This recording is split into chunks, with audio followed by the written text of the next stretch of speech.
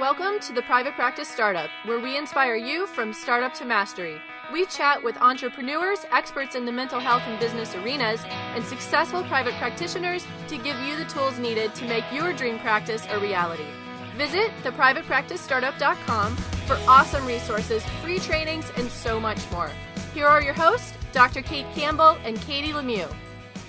Hey there, Startup Nation. Welcome back to another episode of the Private Practice Startup Podcast. I am one of your hosts, Katie Lemieux. Hey, everybody. It's Dr. Kate Campbell. I'm so used to you introducing me. I'm like, wait a minute. I got to introduce myself. I like to sometimes surprise and, whatever. We just had lunch, so now we have a little bit more energy. So you want to keep me on my toes.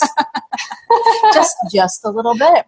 So last week's show, we had Melody Wilding talking about the gremlin named imposter syndrome. Yes. So we had been wanting to do that for a while, and actually Melody was the perfect guest to do that because this is a topic she's super passionate about. And how perfect timing before we're talking about getting on stage and doing your TED Talk with Yolanda Harper and her husband, Shamon, yes? Shaman. Sorry. Shaman. I butchered it. My bad. No, it's all good. The shaman, like the healer, like shamans. Yeah, yes. There you go. Okay, I can remember that. When it comes from. Yeah, so we're so excited to have Yolanda on for round 2. Hey, guys. Yeah, welcome. Thank you. Welcome back. It's great to have you guys together. I don't think we've had a husband and wife yet. We haven't. You guys are the dynamic duo. I will apologize in advance then. I might need to grab my box of tissues because we were on Facebook Live earlier, and he just had me cracking up in tears. So makes it good. So you guys are going to be talking about Holy Cow, I'm on a TED Talk. Woohoo! So Holy cow! Yeah, that's a good title. They said it. Oh my gosh! Totally. Yes, it's an OMG, holy cow, freak out, exciting moment. That's so cool. I will say that there are moments that I'm like, did that really happen? Cool. Can't wait to hear all about it.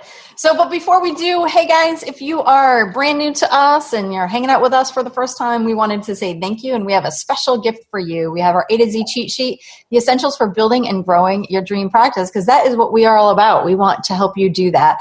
So go ahead and head over to privatepracticestartup.com, head over to the resources tab, and find your A to Z cheat sheet. Along with that actually comes 5 days of practice building information, tips, resources, hacks. So you want to make sure you open those emails, read them, and actually apply the knowledge to help you guys do the work to help you There's guys lots of value in there. Build your practice. So that is us helping you from afar. Mm-hmm. Cool. And of course, if you're part of Startup Nation already, like Yolanda is, thank you guys for joining us again on another awesome episode.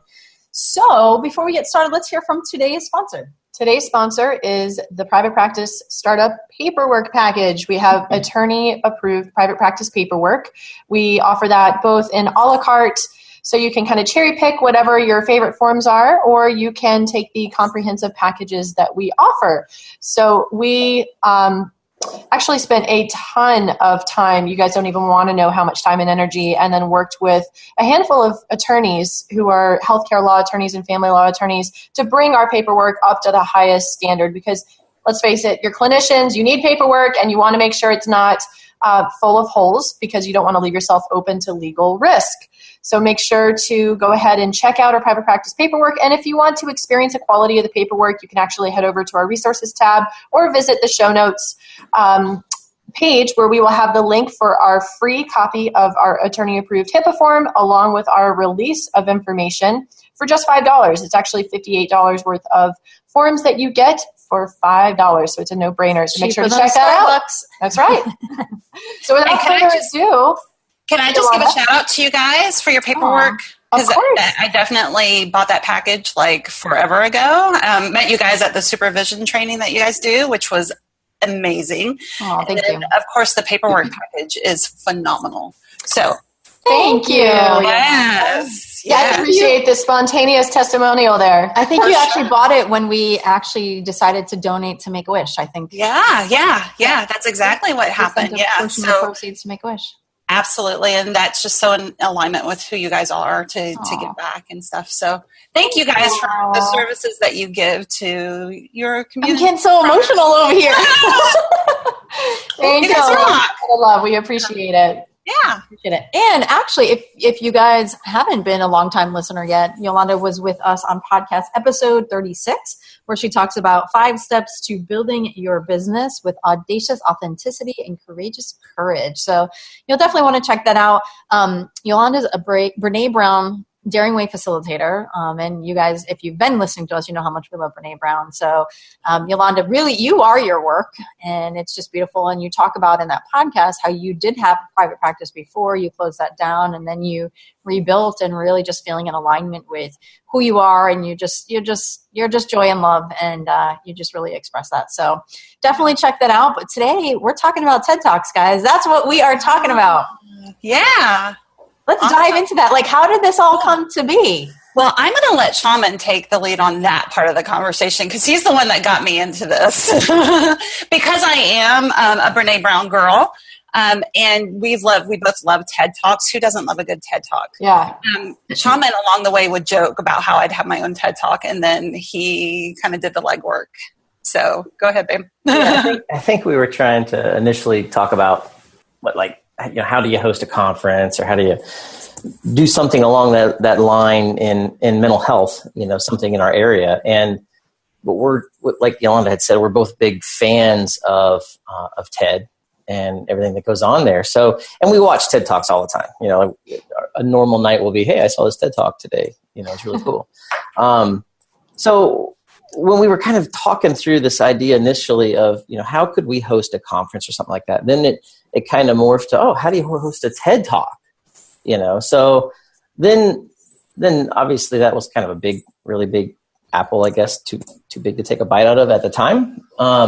So then the conversation was, well, man, Yolanda's got a lot of really cool things to say, and I think she could probably do this, and she would be awesome at it. And of course, knowing like everything in her, like that's a fear of, she was probably a little worried about it. And that was the last thing that I was going to do, is research how to give a TED Talk. But so I reached out to the people that were hosting it, and I said, hey, I think my wife would be awesome at this. And what is even involved? And really, it was just kind of initially I was just kind of playing with her a little bit, because I was like, let me throw this out here, and and I bet these people are going to like research her and say, oh, this is awesome, right? And that's exactly what happened. Like they kind of came back and they were like, well, we would love to have her come audition. That would be great. So they, I had sent the email, they had responded back, and I kind of went to her and I was like, hey, you should do this. So throughout this entire event, I was known as the girl whose husband auditioned, like signed her up for the audition. But actually there are, so TEDx are the local events, and they are happening all throughout our communities. So it's a matter of just hopping on to see. I was able to participate in TEDx UTampa, which is the University of Tampa, a college here. And just shortly after that TEDx event, there was another one at another local university. So in theory, I could have done back-to-back TED Talks, but so that's the first. Like, research what's happening. The first tip that we want to share with you guys is research what's happening in your community. TEDx events are happening all over the place. That is so cool to hear how your husband is your biggest fan and supporter. I just love that. And that he, behind your back was going about this whole process and kind of pushing you out of your comfort zone there. Are you someone who's comfortable speaking in front of people naturally? Totally not. In our relationship, he's the extrovert and I'm the introvert. So I'm so happy to have like small one-on-one conversations with people, and he like owns the room. There might have been a couple of conversations that were like, well, you freaking do it, because I'm not. Yeah, you get on the stage. But yeah, I don't miss the part where he said I was kind of giving her a hard time and kind of, being joking around with her to see what her response would be. So yeah, there was that. But then, after I realized that it was this process, it wasn't as big and huge as I thought it might be. In my head, like, TED's this huge thing.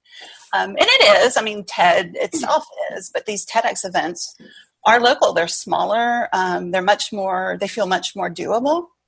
And each one of them is independently run. So each one of them has their own, process for auditions and that kind of thing. So how did you prepare yourself to, get ready to be on the stage, knowing that you're not someone who naturally loves to speak in front of a bunch of people?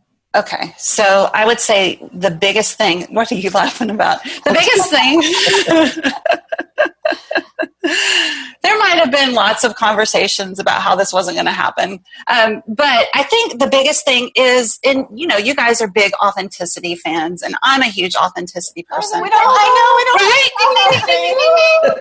I got my cowbell, but it's on the other side of the room. That's right, you do have a cowbell. Yes, I do. And ever since you guys sent me a cowbell after the first podcast, I actually use it in sessions. That's awesome. We were just talking about celebrating on the Impossible podcast. Right. Yeah. So clients and myself, we ring that cowbell, and there's a lot of ringing of cowbell throughout this process. So you got to decide on a topic that you're super passionate about. And I feel like my life's work is to help people find hope, growth, and healing, especially from difficult situations that they've been through. So, accelerated resolution therapy is a way that I do that clinically. And it's a topic that I'm super passionate about. And it's still kind of a fairly new therapeutic modality in the therapy world. So it just kind of made sense that I would talk about that. Mm-hmm. And, Shamon was in agreement that was something that hadn't been spoken about a lot, and something that would be beneficial to our community, because that's what it was really about. It was really about my desire to have conversations about mental health and well-being, mental and emotional health and well-being, and finding healing. Right. So, go ahead. I was just going to add on to that, saying if you're not passionate about it, it's a process that if you don't love what you're about to talk about, or you'll get so sick of it that I don't think you'd see it through. Yeah, it'll fall flat. You really need to be passionate about what it is that you feel that you have to bring and share. Yeah. That really taps into people being clear on their why. Like, why is it that this is your calling? Why is this topic so near and dear to your heart? Yeah. Why is it something that's going to get you out of bed in the morning and to, keep practicing and to have the courage to actually get on the stage and share your message, to overcome all the fear and the difficult hurdles that experience can be like, coming from someone who's introverted. I'm introverted myself. So I would have a lot of anxiety and fear about getting on the stage. So in addition to choosing a topic that you're really passionate about, what was helpful about your process of preparing? Yeah. So I would say getting super clear about my message. So when I first auditioned, it was the time frame of 18 minutes, and then that was narrowed to 12. So that sounds like a lot of time until you put something together, and then you realize how quickly, especially shifting from 18 to 12 minutes, that's a big chunk of time. So that's where all of the work in branding and marketing and getting super clear on your message, it's an ebb and flow. It goes back and forth. They complement each other very well. You're just after our own heart right now. You're saying all the right words. Yeah. And so it's being clear about the message. For me, it was very much, I wanted to share people's stories. I wanted to share stories of healing. I wanted to share stories of hope. I wanted to get across the message that, hey, if you have been through a hard thing in your life, there is healing, and this is what it looks like. And this is what it's looked like for these other people. And this is what it has looked like for me personally. Right? Cool. So that's what kind of helped me narrow the scope. But there were some elements when I was going from 18 minutes to 12 minutes. I was like, how do I hold on to these people's stories?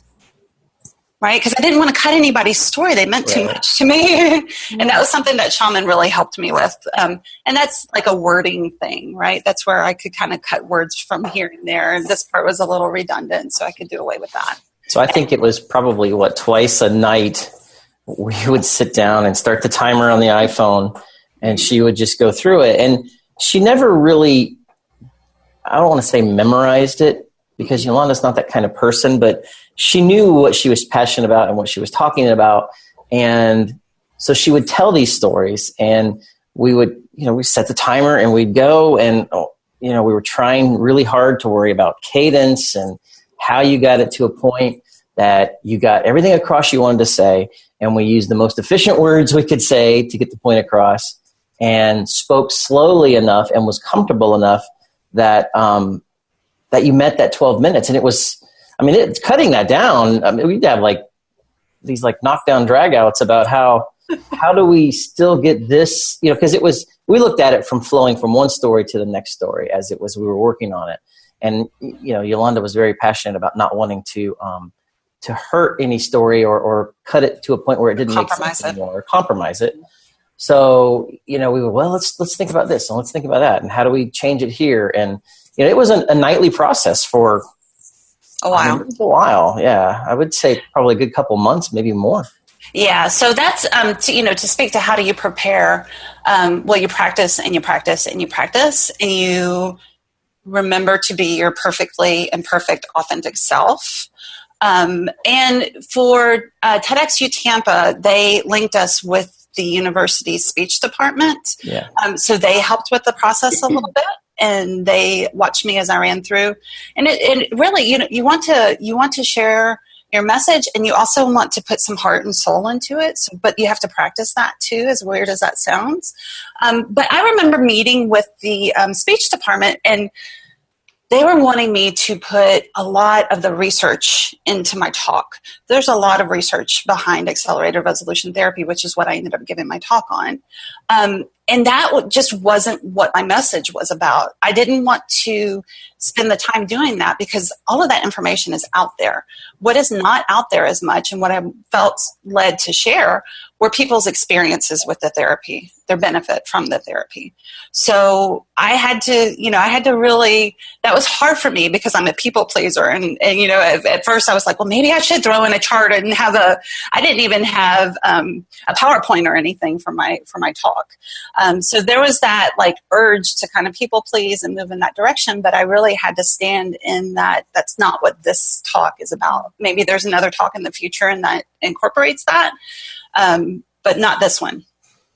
So one of the things I think is interesting, and I have a lot of questions like about those little fine details, because a lot of TED Talks, the speakers do it in a very specific way. So you're saying they linked you to you said speech department? Is that what you said? Okay. Yeah. So what did you learn from them? What did they suggest? Well, they gave me an outline about the steps of a good speech, you know, an introduction, kind of like beginning, middle, end, right?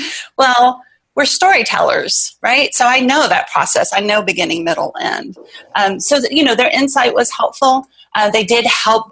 I would say the biggest area of support and help that they gave was helping me to narrow my talk down, helping me to rephrase certain parts, and helping me to realize the parts of the speech that are kind of like your whole speech is near and dear to your heart, but the parts that could easily be cut without compromising the integrity of your message.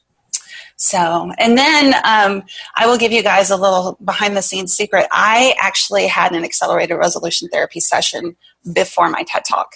And I think that was the thing that, because up until that point, there had been so much time, so much effort, so much focus, so much practice. The hurricane blew in and threw things off. So that just extended the period of time that we were, you know, getting ready for the TED Talk. And I was like a dog with a bone. Like every waking second, I was thinking through like this story to this story. After that session, my dear friend and colleague, Myrna Molinari, did that session with me. And it was just like, okay, however it comes, right? I put in the work. Right? So at some point you got to decide to just do it, right? It's not about memorizing. It's about getting clear on what your message is, right? And that can sound any number of ways. I mean, anytime that I rehearsed the talk, it sounded a little bit differently. So memorization is just sets you up for like crashing and burning on the stage, right? When you're when you're feeling anxious or jittery. As you say that, I'm reminded of when you are a brand new therapist in the world, right? And you're with your clients, you're physically present, but you're in your head trying to figure out what's the next step of the model. I have to ask this question. And you're up here and they say something and then you say something and it's not a match and you're like totally not even present. Yeah. I've had that conversation with interns quite a bit. Yeah. Interesting, right? Yeah. And behind the scenes, like So there was the dress rehearsal, and then behind the scenes the day of, a lot of the speakers were just going over their notes. Like they were pacing back and forth. They were going over their speech. I was sitting back there. I had my eyes closed. I was using the eye movements from accelerated resolution therapy, right? Just to calm.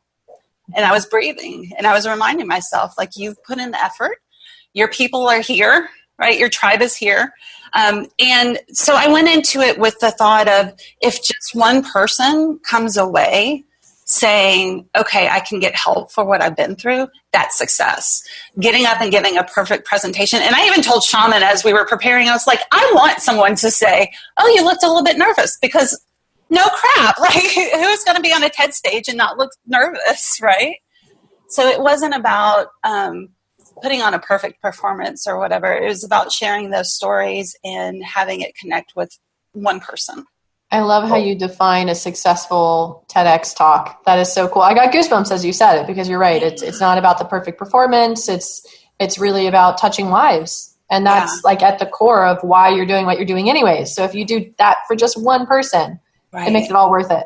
Yeah. Well, and the spirit of TED is to tell a story. You know, it's not like if you go, because where we were struggling, Yolanda had mentioned the speech department for the university, you know, gave her a very traditional format. Here, this is how you give a presentation. You know, you tell them what you're going to say, then you say it, and then you tell them what you said. And, you know, that's how you do presentations, right? That's the typical way. But TED's a little different. If you start reading kind of the mission of TED and what they want you to do, they want you to tell stories that start ideas, right? And these ideas, people, we very much looked at, thank you. And then that's what we were like, well, you know, people can go look for the research, and people can ask us for the research, and we can show it to them, but let's tell the stories. And that was I think the jump for us, like, not the traditional, this is what we're going to tell you, and then this is what we told you, but how do we tell these stories in the spirit of TED and just share this idea?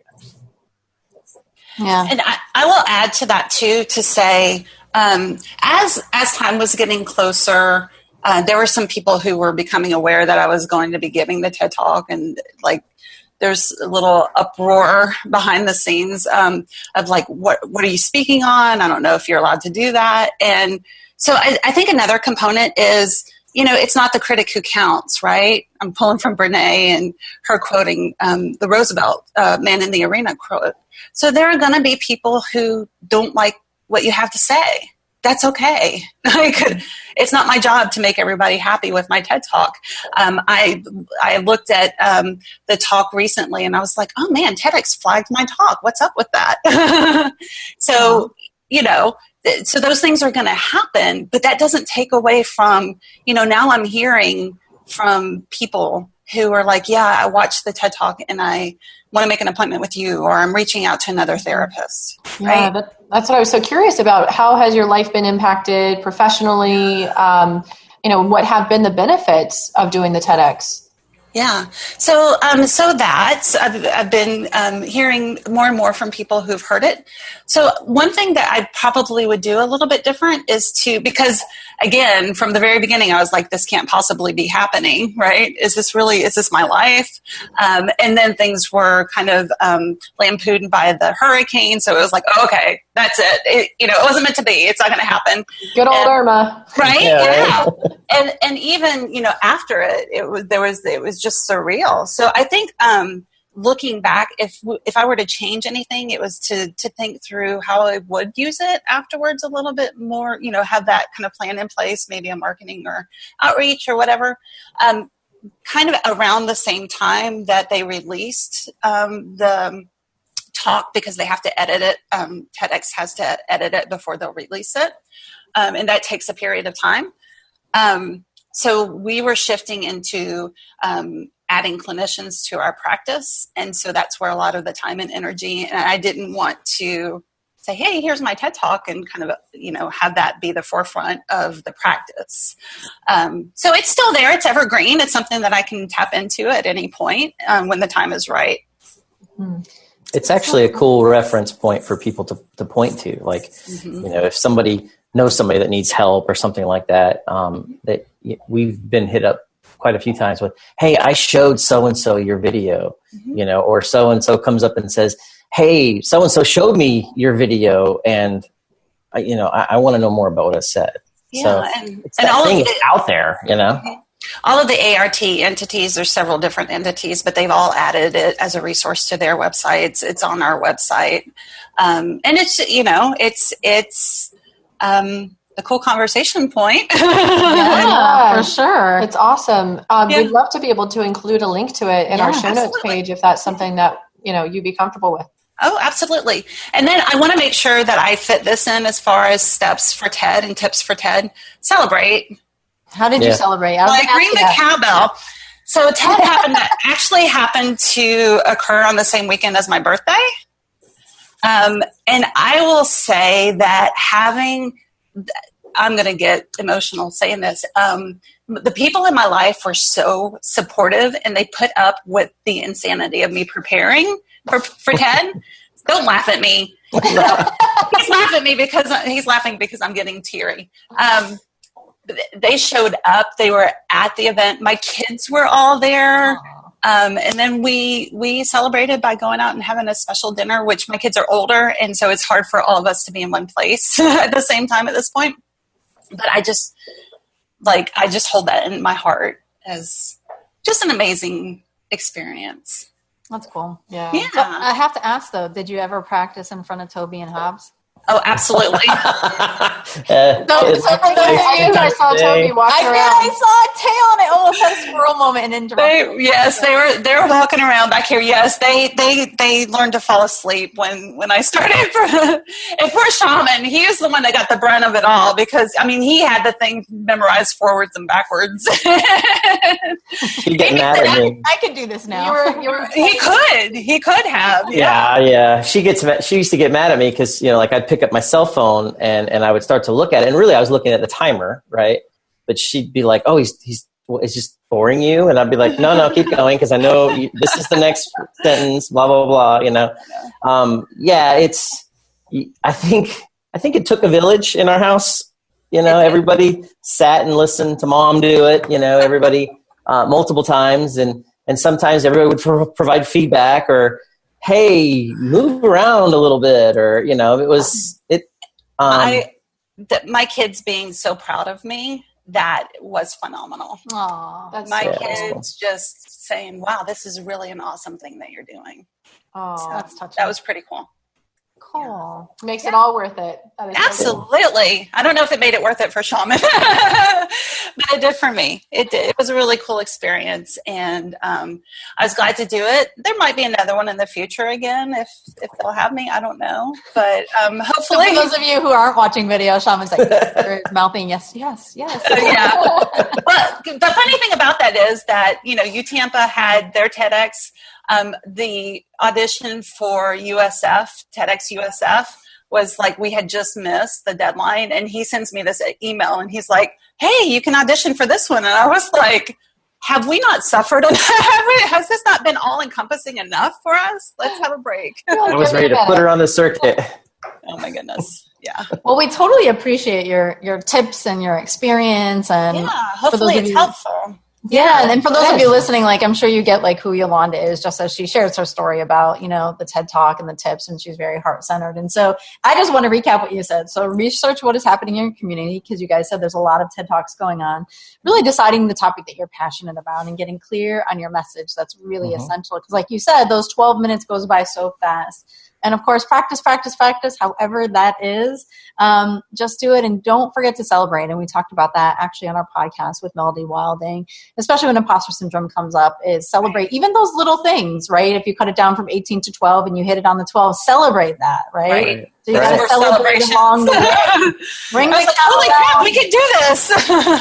We need a cowbell ring. We need a cowbell ring. Wait, hold on. Okay, we got to wait for it, guys. So we'll wait for it. She'll grab it. Ding-a-ling-a-ling. Awesome.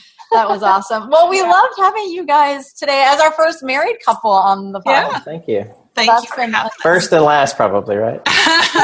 We'll see. You never know. Who knows?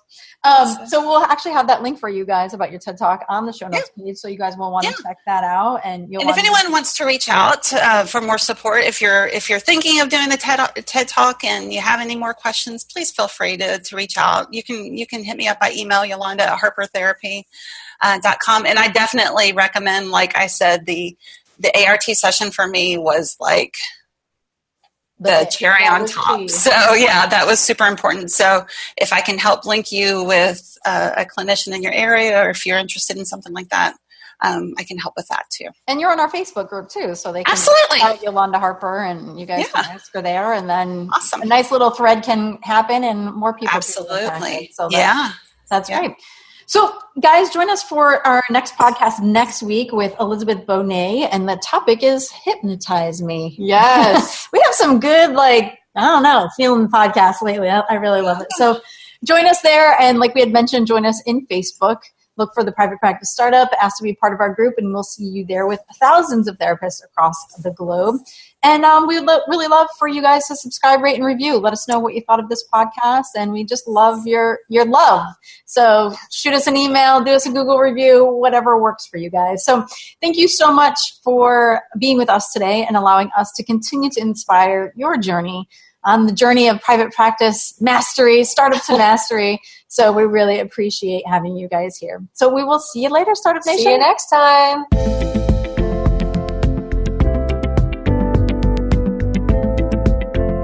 Thanks for joining us on the Private Practice Startup. Visit theprivatepracticestartup.com for awesome resources, free trainings, attorney-approved private practice paperwork, and so much more.